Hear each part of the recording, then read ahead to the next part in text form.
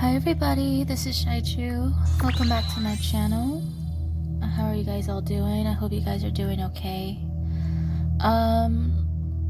Right now I sound kind of off because I just experienced a massive purge moment. I guess, so let me backtrack. I just got done crying for quite a bit, a really hard cry, but it was well needed. It was something that I needed to release, and Spirit made that very clear that I had to release it before I even recorded this video. Okay. Previously, before this moment, I recorded a really in-depth video on certain things that were channeled to me by Spirit, but there was some mishaps that happened with the technology, and let's just say all of it got deleted. Okay, so this is my second time recording this, so I'm just gonna go quickly through. It's a lot of information, so forewarning, but I'll try to keep it as concise as I can and as direct as I can. Okay, and I am trying to also raise my vibration right now, because through losing all of the original work, and it was also an hour's long worth of information, also this information is not only for YouTube or for others, it's also for myself, so that I can go back and watch the information that was channeled, so that I can learn personally along with you guys. Okay, so the fact that all of this information got deleted really broke my heart for some reason, and it really sparked my eyes and opened my eyes that I was holding on to the expectations of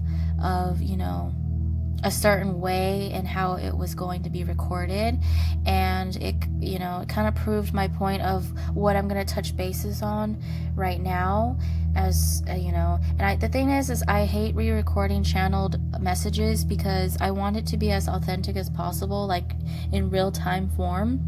So I'm just gonna have to recap and kind of repeat everything that I said, to the best that I can, remember. So bear with me. I'm trying to get my scribbles together right now. My eyes are puffy. Anywho, so I'll start with the certain synchronicities that have been showcasing itself, especially through animals. And one thing for sure is the dream that I had last night. Mind you, since it's Scorpio season, is the time to really pay attention to your dreams and any visions that Spirit may be giving you, or downloads, because there could be messages in there. Okay, and then new moon in Scorpio is happening 2 days from now, which is on the 27th. Today's the 25th that I'm recording this, but time is illusion, right? This applies to whenever you're watching it. Okay, so all right, so the dream last night was very, it caught my eye for sure. I ended up waking in the middle of the night again at 5:55 a.m. instead of 4:44 a.m. So fives have been very prominent, which means change, which represents also possible conflict. Sure as hell is, but lots of changes that are going to be coming as far as like energy wise and energy shifts, and certain dynamics of the journey, and this is also channeled for specifically for the twin flames as well, but this can apply to anybody, soulmates out, etc. The dream was I was in a car in a passenger seat. Mind you, I was not driving, meaning I was not in control of the circumstances. I was releasing control, which is a great sign for me right now. Makes sense. But I was releasing control, relaxing, and it was a sunny day, and to my right, while we're driving, there was a yellow, like a monarch butterfly, an orange and yellow butterfly.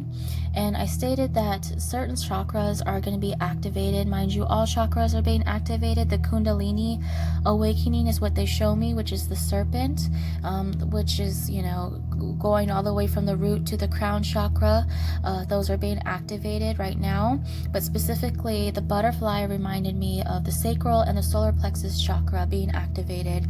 So you could, like I said, you could be experiencing sacral and solar plexus chakra clearings or issues, or, you know, activations, whether that be through stomach aches, clearings, you know, like, you know, gas being released.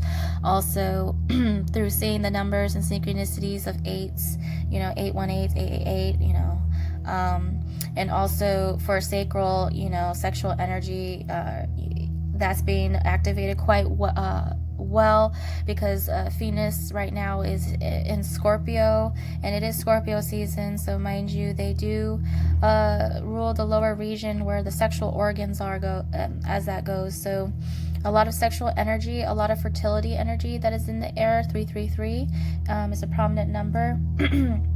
So yes, so butterfly represents also new beginnings, change also on the horizon. So also that transformation period between being in the cocoon and then coming out and transforming us into the beautiful butterfly that we are meant to be, okay? So this all represents Scorpio season, representing transformation, a death to the old so that the new can come in, okay? In order for that to happen, there has to be a death, which is a death to the ego, and that's very prominent right now. The big theme as far as that goes with this season is an ego death. So everybody is going to be experiencing an ego death, particularly divine masculines are experiencing that in a very rough form, you know, but it's also happening for divine feminines as well.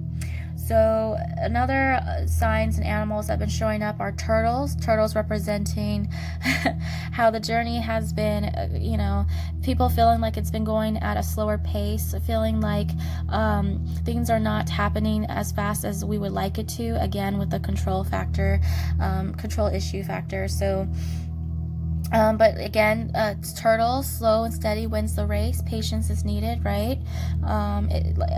Temperance has been very popular in all of this. Like I said, divine timing is a big, huge play in all of this, right? So turtle representing taking your time. And also owls especially have been very prominent as well. Owls representing knowledge, representing wisdom, you know, also representing higher perspective in all of this. So owls have been very significant, especially for those that you know, resonate with that, especially divine feminines. Along with that are whales. I've been seeing a lot of blue whales, and whales kind of like represent older souls to me, because whales they are very ancient creatures, especially they were around during the Atlantis era, especially when dolphins were around too, so they share that in common. But whales also represent to me the divine masculine energy, representing older soul, representing, you know, someone from the past, etc., and our past life connection type of thing. So elephants also have been very prominent, which are family dynamics for me, because, you know, elephants are very, very keen when it comes to family and connections. And this is something I'm going to get into as far as ancestral karma, and why this is so important, and why that is right now during this season, is the importance of closing out certain cycles and certain karmic cycles that pertain to your ancestral bloodlines, right? So which is why I'm going to touch bases on the number predominantly 999, or just 9 in general, and also 1010. So on the clock as I speak right now, it is actually 919. So 9 representing the divine feminine energy. It also represents to me fertility, pregnancy. It also represents the number of life, right? 9 is a very complicated number. There's so much meanings to it, especially regarding numerology, and you really get into it. But what I'm talking about is the basis of karma, and the releasing of karma and the ending of karma, and also reaching to the pivotal point of reaching 10, which is completion.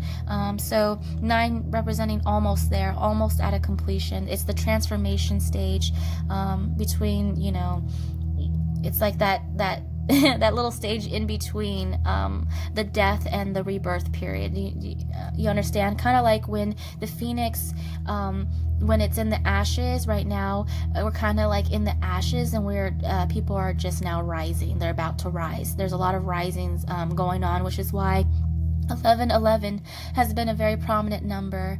1111 representing spiritual awakenings, representing union within yourself, the divine, or your counterpart. Okay. So another thing that's been very activated as far as chakra wise is heart chakra. So I have been experiencing a lot of chest pains, and especially predominantly this morning, I woke up with a lot of chest pains and a lot of tingles within, flutters within my chest and heart area. And mind you, if you are experiencing that, I suggest that you go to the doctors to get that checked just in case. However, this could be connected to a counterpart if you are on the twin flame journey. Okay. I feel like a lot of heart chakra activations are happening between the counterparts, especially within the divine masculine, which is him waking up to the connection and all. But it also is a result of heartbreak, things that are ending, you know, a death to the old, that, you know, that causes heartbreak. Like I just stated, with me, I just had my massive purge. I just cried. I just had a massive heartbreaking moment for me, amongst other things. Not only was this just about the video being deleted, or there was a death to this video, but also it was a sign that, you know, having to redo it over again is not a bad thing, right? It can, things that are just not, you know, meant to be, are meant to come down, you know, like a tower moment, in order to rebuild back, Mercury retrograde, rebuilt back up in order for it to be, to have a firmer foundation for itself. Okay, I don't know why that was so difficult. Goodness gracious, Mercury retrograde has been affecting me, and also Mercury retrograde has been affecting my technology a lot, so that's another reason why my things got deleted. So it hasn't started yet, but it is coming. So the overall energy, if you are feeling that, meaning people, places, and things from the past, is going to start resurfacing. Old feelings, old habits, old set of beliefs, things that you thought that you put a death to, are actually resurfacing in order to really put a death to it, in order to just leave it down in the ground and just leave it, like, you know, really put a death to it. So now is the time to do that, which is why people are teeter-tottering and fighting their ego, and, you know, having, oh wow,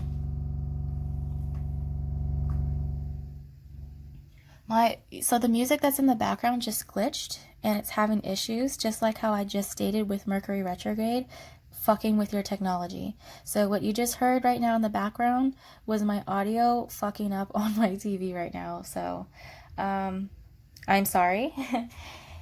Let me see. Okay, so how to fix that mishap from happening. Like I stated, technological problems are happening right now for me, and there's certain energies, like I said, darker energies, that do not want certain information to be revealed or to be put out there. So they're trying their hardest by using people, places, and things around you in order to keep you stuck, or to keep you in a lower vibration. So I'm not going to let this stop me, and I'm going to try my best to get this information out there, okay?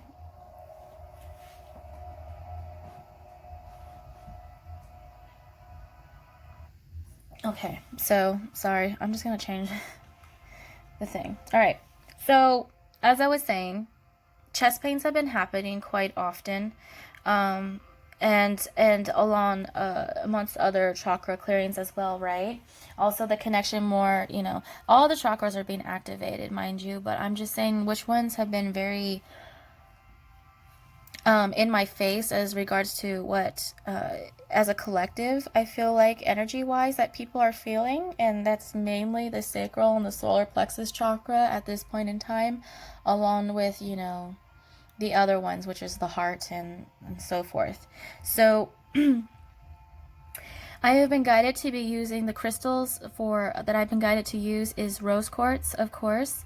Rose quartz, we all know that, especially for heart and everything like that, rose quartz is the way to go. There are many other crystals that can be used in order for these meditations or for these clearings. But one thing that, the basic crystal that I can suggest to really start working with and meditating with is a rose quartz crystal. So that has been heavily been guided for me to work with at this current point in time. So in order for like this ego death to happen, it requires for us to go within and to let go and to really assess what it is that is keeping us stuck in certain cycles. And one thing that they want to mention is the 1111 portal that's going to be happening next month on November 11th. Mind you, we had the 1010 portal that happened here, which is completions, meaning things are coming to an end. 10 meaning completions to the old, like death to the old, especially predominantly around this month and Scorpio season. But overall, 1111 is, it comes after 10, which is renewal, which is rebirth, which is starting new again, awakening, right? So it's kind of like that full energy right after the death card, you know what I mean? So heightened gifts, heightened abilities, expect those to happen. So right now, the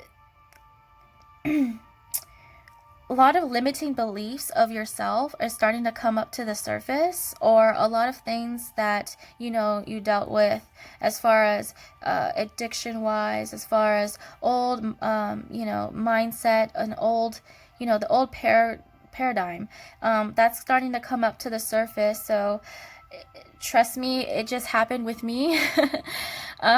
So I just want to forewarn people that there will be purging. There will be, especially with the new moon coming in right now, I already feel the energy of that. But you might be guided to not only purge mentally or emotionally, 344, but you might be guided to purge material-wise. So if you feel like you have to clean out your house, or feel like you have to clean out things that are material-wise, that hold certain type of past energy, or things that it's not going to serve you on your next journey, you're probably going to feel guided to either donate things. You're going to feel guided to either move out of the current place that you're at right now, or it's gonna guide you to release and let go of things like garage sales, or selling things, that type of thing. So just know that that's quite normal, especially with the new moon, because how else are you gonna like I say, it's like that Knight of Wands, Set of Wands energy, right? How else are you able to welcome in the new if you're too busy carrying the old, right? It's like someone trying to hand you a glass of water after you're already carrying 9 cups and saying here, and you're like, oh, I want that glass of water, but it requires for you to put down the rest of the cups, okay? If that makes sense, you know what I mean? So, one thing that really caught my eye was a movie that, a couple movies that have been showing itself quite often, is Shadow of the Moon. And my parents watched this movie, mind you. They sat down and watched it, except for they were a little bit confused on the meaning, 515, of it all. And the name caught my eye, Shadow of the Moon. And so mind you, we're in a shadow period, and the new moon is about to pop around. And my mom shared a quote with me about this movie that really caught my eye, especially since Spirit likes to use those around me, especially family, in order to channel certain messages, right? Even if they don't realize that they're doing it. So she said, both appearances of the murderer have happened during a specific lunar phase, in this case 9 years apart. Mind you, I mentioned 9 representing karma. What you may know simply as a supermoon or blood moon are actually events of great scientific significance. When the lunar cycle reaches exactly the right point, its gravitational forces react with the electromagnetic pockets and theoretically creates a kind of bridge to another place entirely. So what that means is that the rainbow bridge that comes to mind, right? Rainbows have been very prominent as well as a symbol for this journey, as also representing the promise of, you know, the abundance of, you know, what was promised within the contract, within, you know, the stars, and within you, what you came here to live for, right?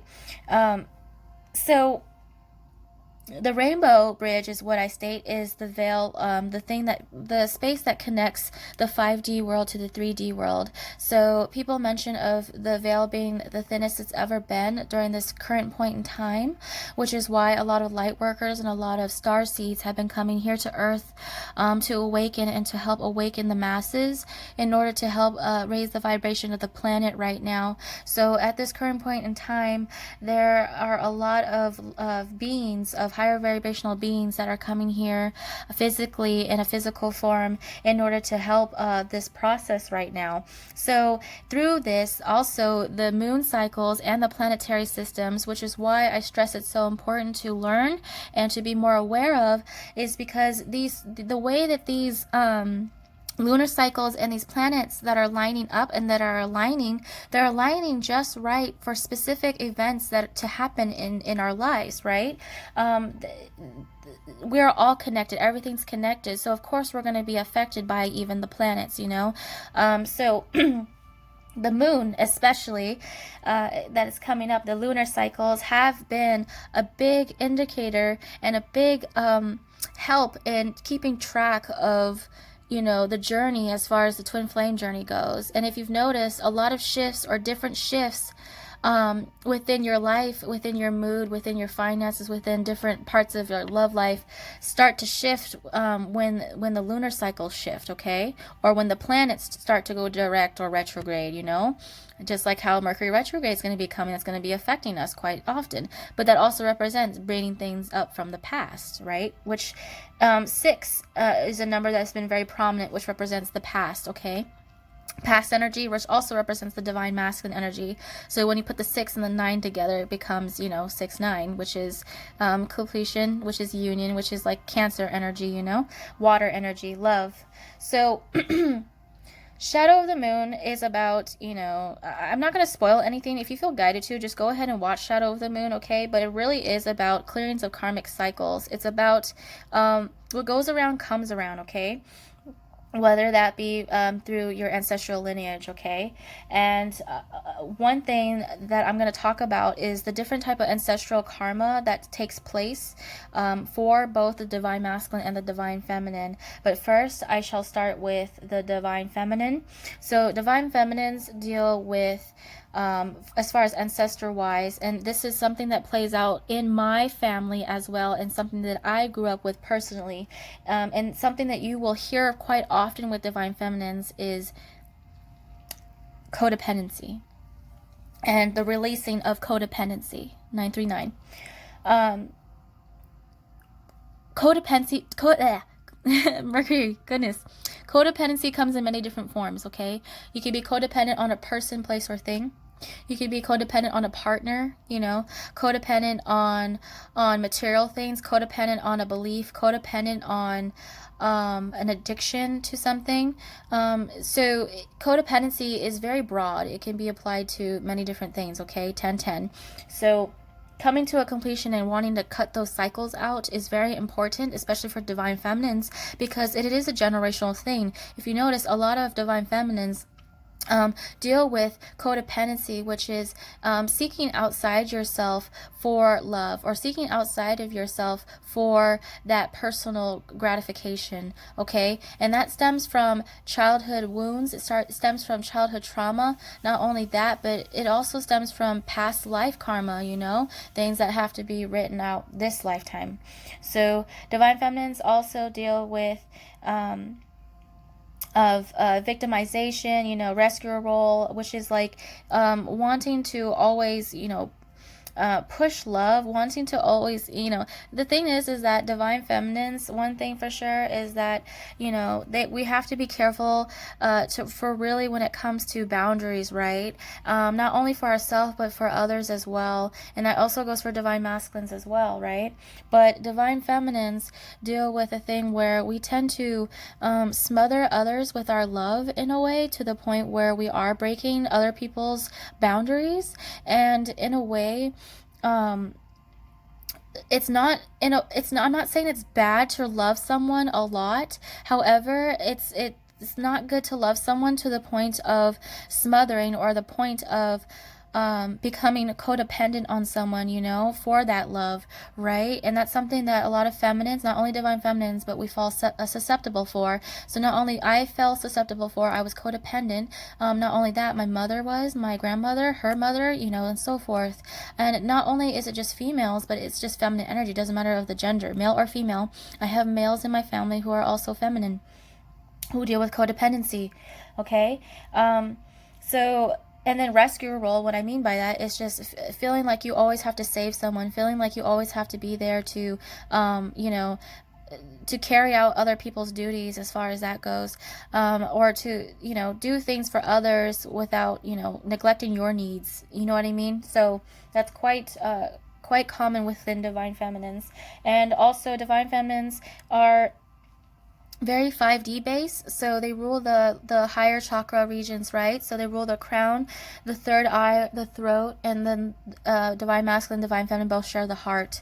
So what that means is that, yes, she's kind of stuck in the ethers a little bit, so she has a harder time manifesting things into the physical, right? So that means that she has a harder time grounding. So one thing that divine feminines that we need to work on is how to ground ourselves, how to activate our root, our sacral, and our solar plexus chakra, which is ruled by the divine masculine, and I'll get into that later, right? But the divine feminine has a hard time bringing things into the physical, 1313, which is 4-4. Which is stability, grounding, creating foundations. We have a hard time doing that. However, it can be done, but that's just something like a karmic cycle that a lot of us feminines have to complete. So amongst there's many karmic cycles, especially when it comes to, like, if your bloodline is connected to some form of oppression or some form of condemnation or slavery. Mind you, my ancestral lineage has a lot of that. So what that creates is a lack mentality, right? Thinking and living throughout life thinking you are always without, when really you always are complete. You are always whole. You are always filled, right? You're more than capable to have the things that you want to have. You are more than capable of happiness and love and prosperity, right? But growing up with a lineage of karmic cycles throughout your bloodlines, especially when it comes in the form of slavery or a type of oppression, which is, my melanin folk. But that's the thing, is that learning to release and let go and to forgive is quite vital, and that's the hardest part. It's learning to, I'm not paying for the trauma that my ancestors had. However, my place is, I'm here to learn to transmute those negative dark energies that have been passed down from generation to generation, in order to transmute it into a more lighter form, in order to transmute it from the dark to the light, and through using unconditional love. Okay, that's what a lot of light workers and a lot of twin flames and a lot of star seeds are here to do, in order to help raise the vibration of the planet, is through transmuting those energies. Okay, which is not easy, by the way. 1515. So the divine masculine.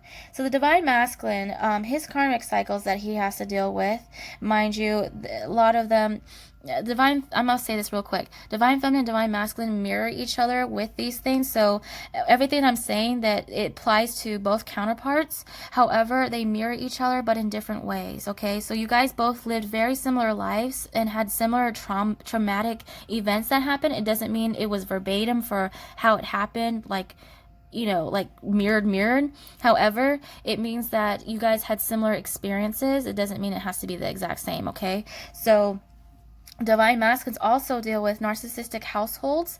They also deal with abandonment issues. They are, say for instance, if they grew up, this goes for both divine feminine and divine masculine, if they grew up with narcissistic parents, narcissistic family members, narcissistic friends, or if they grew up with a parent that left, that also sparks and triggers abandonment in later on in your lifetime. And it also reflects within your relationships, within your love relationships. And what that does, especially with the abuse and the sexual abuse and stuff like that, it creates a distrust, or it creates someone to shut down on the notion of love, okay? A lot of these traumatic events kind of shut you down on the notion of love, or make you not want to trust someone, make you not want to be vulnerable. It makes divine masculines very hard to be open to connections, to authentic connections, which is why they tend to manifest certain negative karmic cycles in their life, which is why they tend to be, stuck in karmic cycles longer than the divine feminine, because they are ruled by the lower chakra regions, which is the heart, like they shared, the heart, the solar plexus, the sacral, and the root, which means that they're very 3D based, very mask, hide behind a mask, which is why they're called divine masculine. 1717.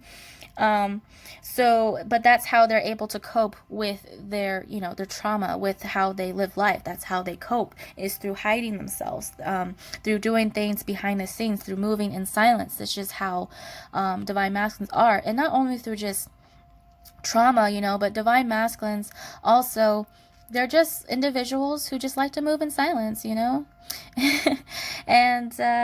yeah. And so one thing that they're channeling to me, which is hilarious, is Lil Wayne, real G's move in silence like lasagna. Oh my gosh. Okay. Yes, so divine masculines, they deal with a lot of 3D based programming, and which is why they tend to get more stuck into the 3D, and why it's harder for them to release and let go of the 3D world. And it's harder for divine masculines to kind of like accept in the beginning of spirituality, or being more open-minded to stuff of that matter, right? It's so I think just like how the feminines have a harder time manifesting and being grounded, divine masculines have a harder time using their intuition, and have a harder time trying to connect with the divines, which is why they tend to be stuck in karmic cycles, which is why they wake up a little bit later than the divine feminine. I'm not saying all, but I'm saying typically what's been shown on this journey, okay? So another thing that divine masculines also deal with is they deal with codependency. That's something that they both share between the counterparts, as well, as far as the victim and rescuer role, and also persecutor role, which is, using aggression or using manipulative ways in order to get what it is that you want. And this goes for both counterparts as well. But divine masculines predominantly, they tend to use more of a manipulative way in the beginning when they are currently wearing the mask, because, it's something that was programmed or, taught to them in a way in order to survive. Mind you, a lot of them are in survival mode. So when you're in survival mode, humans, you're not worried about the notion of love. You're just worried about surviving and getting to the next day. You're just worried about your bills, how you're going to eat, where you're going to live. You're not worried about all the other stuff, right? So sometimes that tends to create more of a, a survivor mentality, which creates more of a manipulative, tendencies in order to, avoid responsibility, or to avoid accountability, or to avoid hurting others overall, right? Because for some reason, divine masculines, one thing I want to really stress out about is that I do not agree with those that call divine masculines narcissists. They are not narcissists, okay? There's a difference between narcissist and covert narcissism and narcissistic tendencies. There is a actual scale of it all. There's many things that are in between. However, I want to make it clear that everybody, as us humans, we all have narcissistic tendencies, okay? That kind of falls into our ego side, right? But that doesn't mean that you are a narcissist, okay? It just means that you have narcissistic tendencies. We all do. That's what makes us human, okay? That's what the beauty in humans, as weird as that sounds. But for divine masculines, a lot of people get it mixed up because they do exhibit narcissistic behavior, okay? They are covert narcissists, okay? So that this would be in between narcissistic tendencies and actual narcissism, full-blown narcissism. Full-blown narcissism is completely different, okay? That is, oh, if you've met a complete full-blown narcissist, that is completely different from what a divine masculine is, okay? I just don't want people to be misled into thinking that all divine masculines are narcissists. They are not, okay?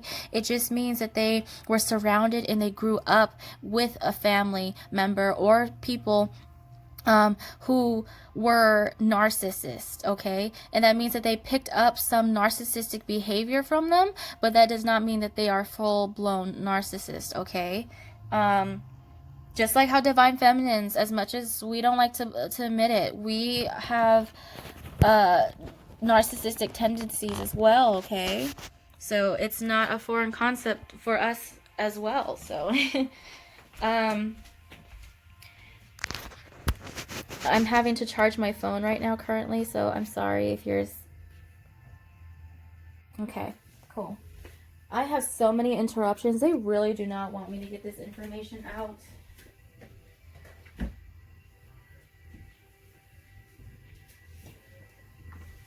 Okay, so this is just a mess.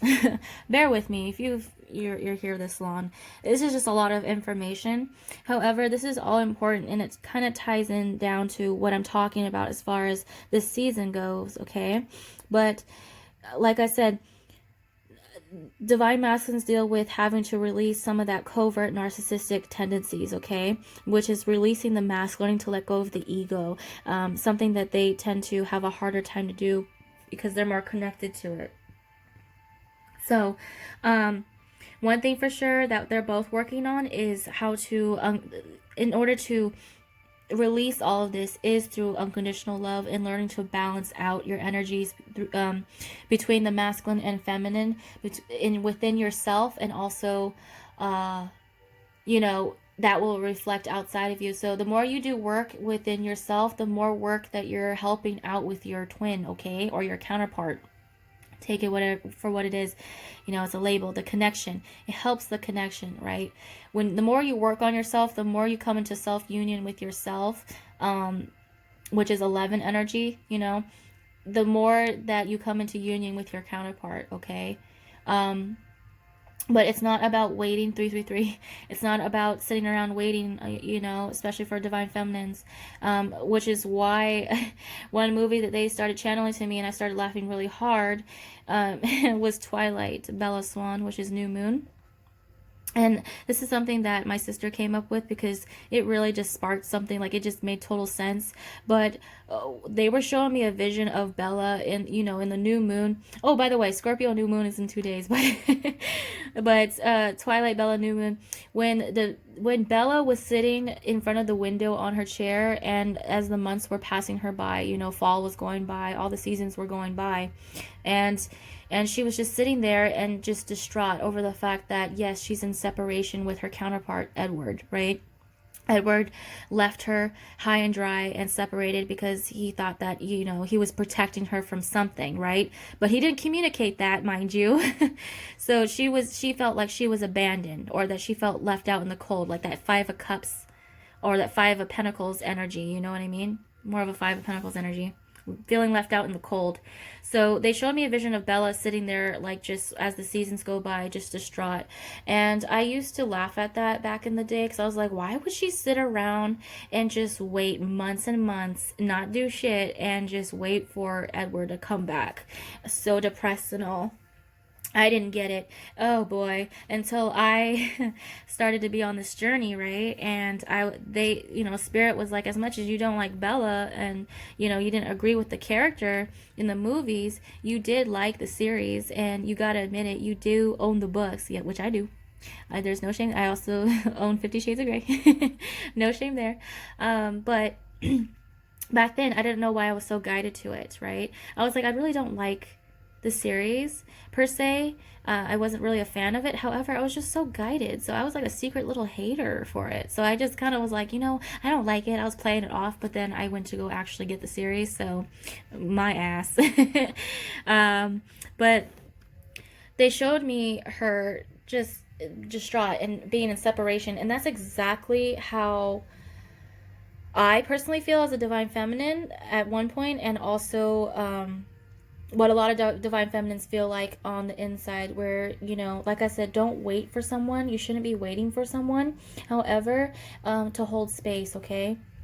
You know, that's kind of like the point of it all, is to learn to detach, but know that you are connected to your divine counterpart, okay? But it's kind of like what that is. It's the waiting period. It's the transformation period. It's more of like that separation, no communication period, right? But like I said, separation is an illusion. So separation is a blessing in a disguise. It helps you learn more about yourself, because to learn more about yourself is to learn more about your twin, you know? Vice versa. So you mirror one another, mind you. So that's why I say inner work is very important when it comes to this journey, you know, and transmuting certain energies, right? One thing for sure that they want me to touch bases on is Sailor Moon. And Sailor Moon is one of my favorite series. Shout out to you if you know the 90s original series, which is when it came out. It's something I grew up on, and it's my very first anime that I seen. I didn't know why I was so drawn to Sailor Moon. I love Sailor Moon with all my heart.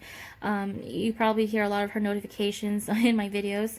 Anywho, Sailor Moon, they kind of want to like reference, I'm not saying that the twin flame journey represents these certain stories. However, they share similarities.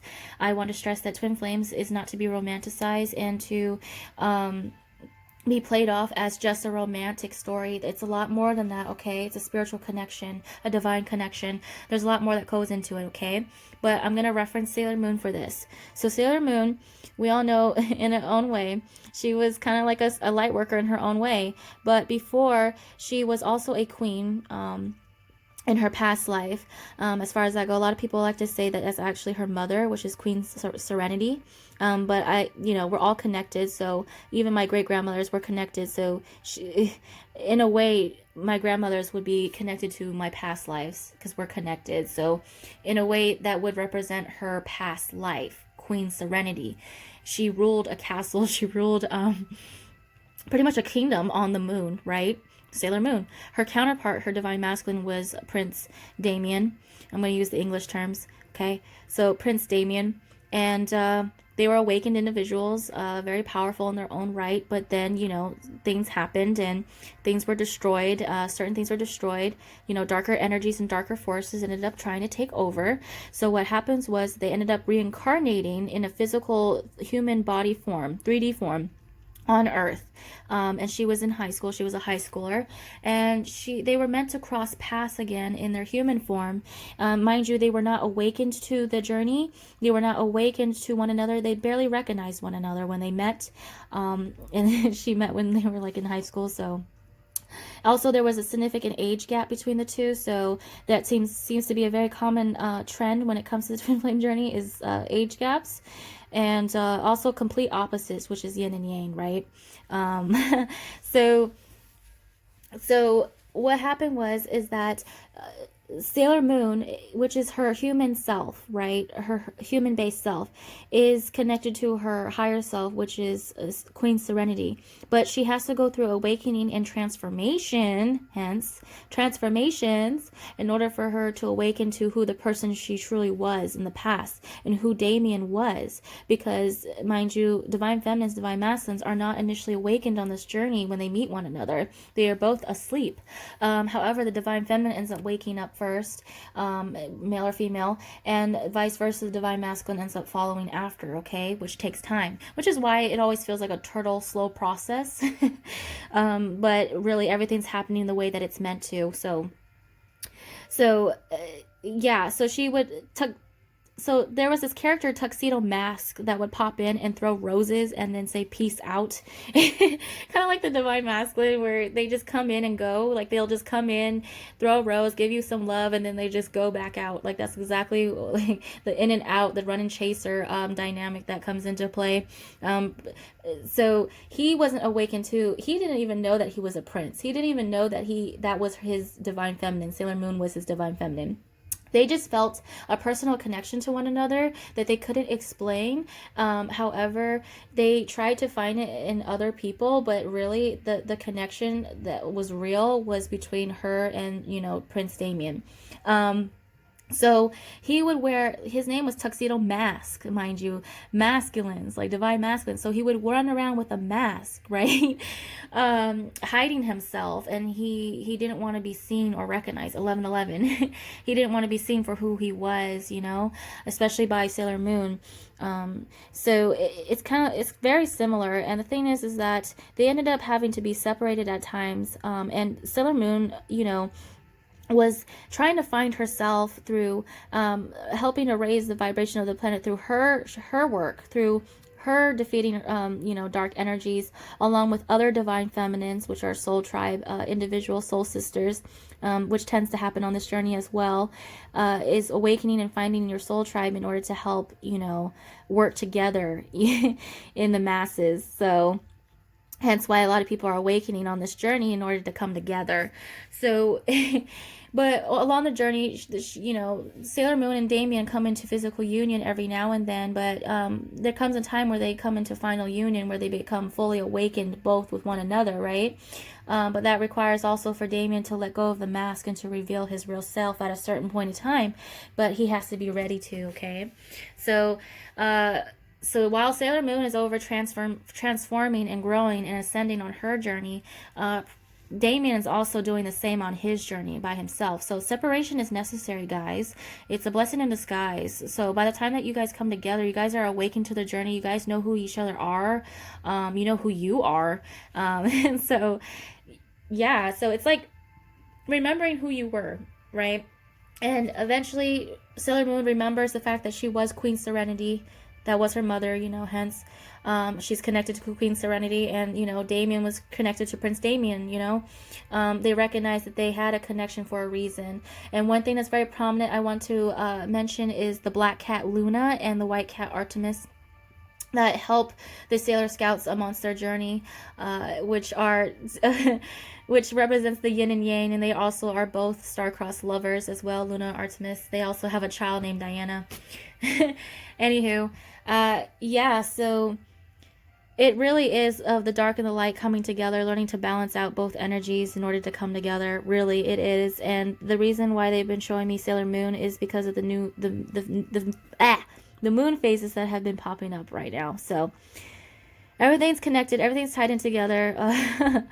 So I hope I'm able to say everything that I could say. You know, all of this was pretty much channel messages earlier. I'm sorry that I had to re-record all of this. This is a lot of information.